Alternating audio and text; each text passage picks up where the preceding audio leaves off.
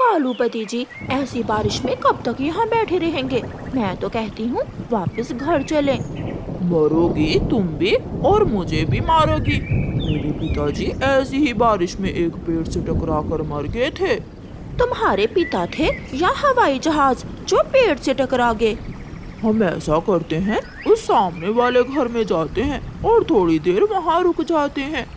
जो भी करना है जल्दी करो, अब तो मेरे पाँख में दर्द भी शुरू हो गया है।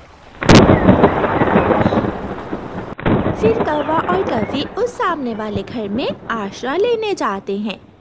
मिट्ठू जी, बाहर दरवाजे पर दस्तक हो रही है, देखो कौन है। होगा कोई मुसीबत का मारा पक्षी। मिट्ठू दरवाजा खोलता है।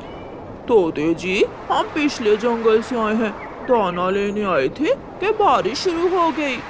पेड़ पर बैठे बैठे थक गए, तुम्हारा घर देखा तो यहाँ चले आए।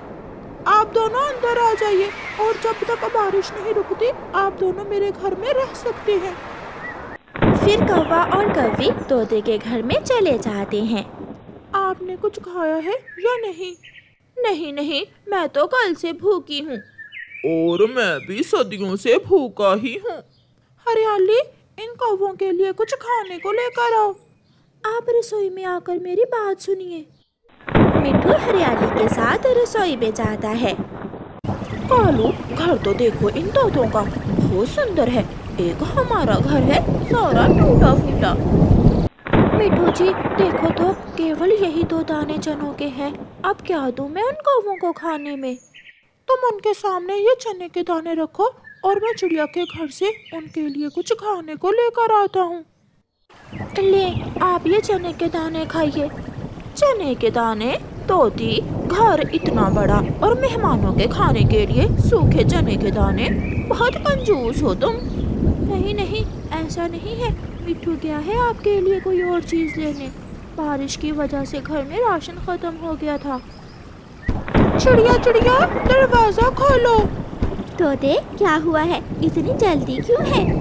पिछले जंगल के दो कौवे आश्रय लेने मेरे घर में हैं और घर में खाने को कुछ भी नहीं है। उन्हें भूख लगी है। चिड़िया, क्या तुम्हारे घर में कोई खाने की चीज है? तोते भैया, मैं खिचड़ी बना रही हूँ, थोड़ी ही देर में बन जाएगी। आप घर जाइए, मैं आपके पीछे ही खिचड़ी लेकर आती हूँ। जल्दी आना चिड़िया, वो बेचारे ना जाने कब से भूखे हैं। मिट्ठू वापस चला जाता है। गौरी, ये तोता तो खाली हाथ ही वापस आ गया है। मिट्ठू, तुम्हारी पत्नी ने तो कहा था कि तुम कौवे मेहमानों के लिए कुछ खाने को लेने गए हो। बन रही है। तुम्हारे लिए बारिश के मौसम में स्वादिष्ट स्वादिष्ट खिचड़ी बन रही है। थोड़ी ही देर बाद चिड़िया भी आ जाती है। ले आई हूँ, मैं मेहमानों कौवों के लिए गरम गरम खिचड़ी ले आई हूँ। हरियाली बहन, आप खुद भी खाइए और मेहमानों को भी खिलाइए। पहले मेहमान कौवे खा ले, हम बाद में खा लेंगे। हरियाली खिचड़ी का बर्तन गोरी और कालू के सामने रख देती है। गोरी और कालू मजे मजे से खिचड़ी खाने लगते हैं। चिड़िया, तोती और तोता देख रहे थे और कौवे तो कोई बात किए बिना खिचड़ी ऐसे खा रहे थे जैसे कई सालों से भूखे हों। कौवे सारी ही खिचड़ी खा लेते हैं। मजा ही आ गया। अब तो हम कभी कभार आपसे मिलने आ जाया करेंगे। इसी बहाने खिचड़ी तो मिलेगी खाने को। कौवे भाई, हमारे जंगल के पक्षी मेहमानों की बहुत इज्जत करते हैं। चिंता ना करें, आप जब भी आओगे हम आपकी ऐसे ही सेवा करेंगे। शाम तक बारिश रुक जाती है। बारिश रुक गई है, अब हम अपने घर जाते हैं। ये कुछ मिठाई है, ये अपने साथ ले जाइए बच्चों के लिए। ये हमारे जंगल की परंपरा है, हम मेहमानों को घर से खाली हाथ नहीं भेजते। बहुत अच्छी परंपरा है ये। गौरी और कालू मिठाई का डिब्बा लेते हैं और चले जाते हैं। प्यारे दोस्तों, रानो चिड़िया की ऐसी कहानियाँ सुनने के लिए YouTube सर्च बार में रानो चिड़िया की कहानी लिखें या फिर ये बटन दबाकर बोलकर कहें रानो चिड़िया की कहानी। दिन गुजरते गए और फिर एक दिन तोता और चिड़िया किसी काम से दूसरे जंगल जाते हैं। वो जंगल कालू कौवे और गौरी कौवी का था। चिड़िया और तोता पहली बार उस जंगल में आए थे। अभी वो दोनों नदी के पास बैठे ही थे कि बारिश शुरू हो जाती है।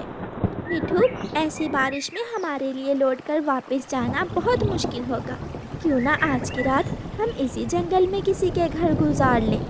चिड़िया, वो कौवे इसी जंगल में तो रहते हैं जो हमारे घर आए थे, और हमने उनकी बहुत अच्छी सेवा की थी।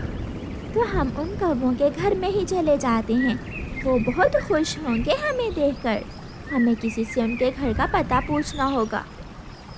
फिर चिड़िया और तोता वहाँ से उड़ते हैं और एक पेड़ के नीचे बैठी हुई बुलबुल के पास जाते हैं। बुलबुल बहन, इस जंगल में कालू और गोरी कौवी का घर कहाँ है? ये मोहल्ला छोड़कर दूसरे मोहल्ले में पहला घर है उनका।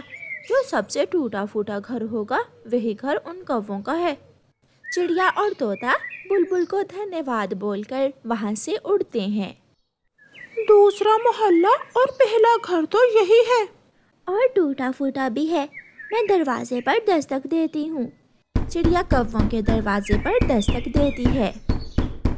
कौवा और कौवी गहरी नींद सो रहे थे। कालू, बाहर देखो कौन है। तुम देखो, मुझे बहुत नींद आ रही है। तुम देखो, मुझसे नहीं जाया जाता।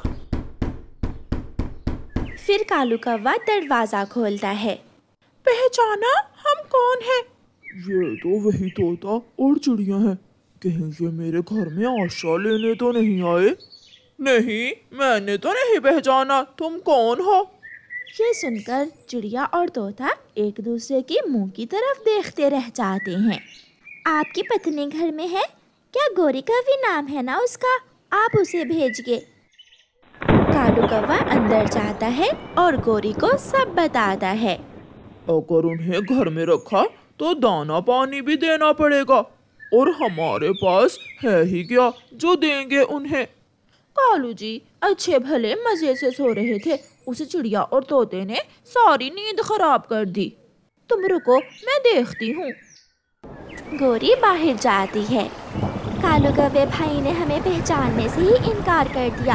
हम यहाँ एक काम से आए थे कि बारिश शुरू हो गई। सोचा आज की रात आपके घर में ही रुक जाते हैं। चिड़िया और तोते, 2 घंटे हमें अपने घर में आश्रय क्या दे दिया, बदले में तुम पूरी रात ही गुजारने आ गए हो। अगर ऐसा ही करना था तो उस दिन हमें ना रखा होता अपने घर में। मैं सब समझ गई दुष्ट कौवे, तुम हमें अपने घर में रखना ही नहीं चाहती हो। शायद हम ही भूल गए थे जो उस दिन तुम दोनों को इतनी इज्जत दी। अच्छा होता जो तुम्हें मरने देते उस दिन तेज बारिश में। चलो चिड़िया, जाओ जाओ, भिखारी कहेंगे। चिड़िया और तोता वहाँ से चले जाते हैं। वो रास्ते में जाते हुए सोच रहे थे कि भला ऐसा भी कोई कर सकता है। उन्हें अभी तक विश्वास नहीं हो रहा था। सच ही कहते हैं कि ऐसे एहसान फरामोश पक्षी अभी भी जंगल में रहते हैं। उसी जंगल में रहने वाला एक कबूतर तोते और चिड़िया को बारिश में जाता हुआ देखकर उन्हें अपने घर ले जाता है और उनकी बहुत अच्छे से सेवा करता है। जब तक बारिश है आप मेरे घर में ही रुकें, क्योंकि मुश्किल में पक्षी ही एक दूसरे के काम आते हैं। गोरी कौवी का स्विमिंग पूल। जंगल में गर्मी का मौसम था। सूरज आग बरसा रहा था। ठंडे पेड़ के नीचे अपने छोटे से स्विमिंग पूल में माही चील का बेटा चीलू मजे कर रहा था। चीलू कभी पानी पर तैरने लगता तो कभी डुबकी लगाकर पानी के अंदर चला जाता है। उसी जंगल में एक चिड़िया और कौवी के घर भी पास पास ही थे। चिड़िया के बेटे का नाम कुकू और गोरी कौवी के बेटे का नाम जग्गू था। मम्मा मम्मा, मुझे स्विमिंग पूल लेना है। मैं दोपहर को अपने स्विमिंग पूल में नहा लिया करूँगा। पहले बताओ, आपने अपना होमवर्क मुकम्मल कर लिया है? आप मेरी नोटबुकें देख लें, मैंने अपना काम मुकम्मल कर लिया है। ठीक है, मैं आज ही आपको नानों से कुछ पैसे लेकर स्विमिंग पूल ला देती हूँ। ऐसे गर्मी के मौसम में सारे बच्चे ही अपने मम्मा पापा से ऐसी चीज़ें मांग रहे थे। कुकू की मम्मा चली जाती है और कुकू भागा भागा नदी पर जाता है। जग्गू जग्गू, मेरी मम्मा मेरे लिए स्विमिंग पूल लेने गई है। Swimming pool? वो कैसा होगा? एक प्लास्टिक का बड़ा सा बैग जिसमें हवा भरने से वो स्विमिंग पूल का आकार ले लेगा। मुझे भी चाहिए, मैं भी अपनी मम्मा से लूँगा। जग्गू तुरंत अपने घर भागता है। लेना है, मुझे भी कुकू की तरह का स्विमिंग पूल लेना है। जग्गू बेटा, पहले कुकू का स्विमिंग पूल तो आ लेने दो, फिर मैं तुम्हें भी उसी तरह का ला दूंगी। अगर आपने मुझे स्विमिंग पूल ना लेकर दिया तो मैं घर छोड़कर चला जाऊंगा। मैं लूंगा लूंगा लूंगा। मम्मा चिड़िया उड़ती हुई जा रही थी कि उसे एक पेड़ के नीचे एक स्विमिंग पूल नजर आता है। पास कोई भी नहीं था। चिड़िया उड़ती हुई वहां आती है। जो मैं घर से लेने निकली वो चीज़ तो मुझे रास्ते से ही मिल गई है। शायद ये स्विमिंग पूल पिछली तेज आंधी में उड़कर आ गया होगा कहीं से। चिड़िया वो स्विमिंग पूल उठाती है, हवा निकालती है और उसे ले जाती है। घर जाकर मम्मा चिड़िया स्विमिंग पूल में हवा भरती है। कुकू टूटी से पाइप लगाकर उसमें पानी भरता है और मज़े मज़े से अपने स्विमिंग पूल में तैरने लगता है। मम्मा सच में बहुत मज़ा आ रहा है, आप भी आ जाएं। कुकू बेटा, ये बच्चों के लिए है, मेरे बोझ से ये टूट जाएगा। थोड़ी देर बाद गोरी कौवी भी अपने बेटे जग्गू को साथ लेकर आ जाती है। चिड़िया, जग्गू भी जिद कर रहा है, स्विमिंग पूल मांग रहा है। कुकू से कहो इसे अपने साथ ही नहा लेने दे। मम्मा चिड़िया अपने बेटे से कहती है, कुकू बेटा, जग्गू भाई को भी अपने साथ पानी में खेलने दो। जग्गू आ जाओ, बहुत मज़ा आ रहा है। जग्गू भी कुकू के साथ स्विमिंग पूल में जाकर नहाने लगता है। दोनों दोस्त खूब मस्ती करते हैं। तुम हर रोज़ दोपहर को अपने जग्गू को इसी पेड़ के नीचे ले आया करना, दोनों बच्चे साथ मिलकर खेल लिया करेंगे। चिड़िया, तुम नहीं जानती, मेरा जग्गू बहुत जिद्दी है, वो तो अपना अलग से स्विमिंग पूल लेकर ही रहेगा। शाम को गोरी कौवी अपने बेटे जग्गू को लेकर अपने घर चली जाती है। मम्मा, मेरा स्विमिंग पूल यहाँ नहीं है। मैंने कहा था ना बेटा, उसे अंदर रख कर जाओ, शायद वो हवा से कहीं उड़ गया होगा। भूल हो गई मुझसे, अगर मैंने अपनी चीज़ की हिफाजत की होती तो मैं आज फिर अपने स्विमिंग पूल में नहा सकता था। चुप कर जा जग्गू, चुप कर जा। जब पैसे होंगे तो ला दूंगी मैं तुझे स्विमिंग पूल। लेना है, मुझे कल ही लेना है। मुझे नहीं पता, चाहे अपना सोने का हार बेच कर ला कर दो, मुझे स्विमिंग पूल लेना है। एक तेरी और तेरे पिता की नज़र हर समय मेरे सोने के हार पर रहती है। क्या शोर मचा रखा है? क्या बात है? जग्गू क्यों रो रहा है? स्विमिंग पूल देखाया है चिड़िया के बेटे के पास, तब से यही जिद किए जा रहा है कि मुझे भी स्विमिंग पूल लेना है। वो चिड़िया है तो गरीब, मगर अपने बेटे की हर इच्छा न जाने कैसे पूरी कर देती है। कालू, नीम के पेड़ के नीचे रखा हुआ है चिड़िया के बेटे ने अपना स्विमिंग पूल। रुको, मैं अभी जाकर देखता हूँ। वही स्विमिंग पूल चुरा कर अपने जग्गू को ला कर देता हूँ। कालू कौवा घर से निकलता है और कुकू के स्विमिंग पूल से थोड़ी दूर जाकर छुपकर बैठ जाता है। कुकू बेटा, अपने पूल से पानी निकालकर इसे अंदर रख लो। नहीं मम्मा, पानी के बोझ से मेरा स्विमिंग पूल उड़ेगा नहीं, इसे यहाँ ही रहने दो। कुकू अपनी मम्मा के साथ घर चला जाता है। चली गई चिड़िया, अपने बेटे को लेकर चली गई। अब मैं जल्दी से चिड़िया के बेटे का स्विमिंग पूल चुरा लेता हूँ। कालू कौवा झाड़ियों से निकलता है और कुकू के पूल से पानी निकालकर उसे उठाता है और भाग जाता है। लो, मैं ले आया। अब अगर चिड़िया या उसका बेटा आए तो खुद संभाल लेना। तुम चिंता न करो कालू, मैं उस छोटी चिड़िया को देख लूंगी। मेरे प्यारे पापा, मेरे पापा बहुत अच्छे हैं। मेरे पापा मेरे लिए दिन रात चोरियां मेहनत से करते हैं। जब मैं बूढ़ा हो जाऊंगा तो तुम भी अपने पिता के लिए ऐसे ही चोरियां करना। दूसरे दिन जग्गू कौवा चोरी किए हुए स्विमिंग पूल में पानी भरता है और मजे करने लगता है। मम्मा मम्मा, मेरा स्विमिंग पूल नहीं है, कोई चुरा कर ले गया है। मैंने कहा था ना, मैंने आपसे कहा था कि स्विमिंग पूल को यहाँ से उठा लो। तुमने मेरी एक ना सुनी। अब चुप कर जाओ। जैसे आया था वैसे ही चला गया।